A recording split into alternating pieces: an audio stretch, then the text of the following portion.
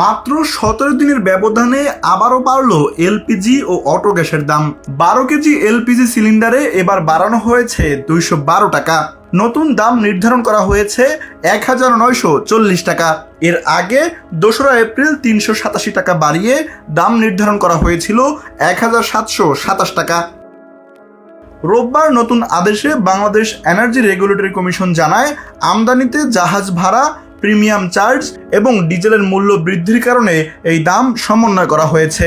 ফলে এক মাসে 12 কেজি এলপিজির দাম বেড়েছে মোট 599 টাকা।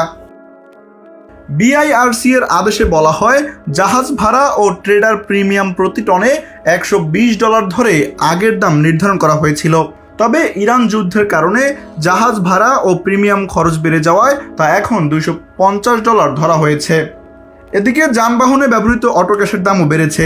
লিটার প্রতি ৭৯.৭৭ টাকা থেকে বাড়িয়ে ৮৯.৫০ টাকা নির্ধারণ করা হয়েছে। তবে বাস্তব চিত্র আরও ভিন্ন। গত 6 মাস ধরে বিআরসি নির্ধারিত দরের কার্যকারিতা নেই বলে অভিযোগ রয়েছে। মার্চে যেখানে 12 কেজি এলপিজির দাম ছিল ১৩৪১ টাকা, সেখানে বাজারে তা বিক্রি হচ্ছে ১৮০০ থেকে ২০০০ টাকায়।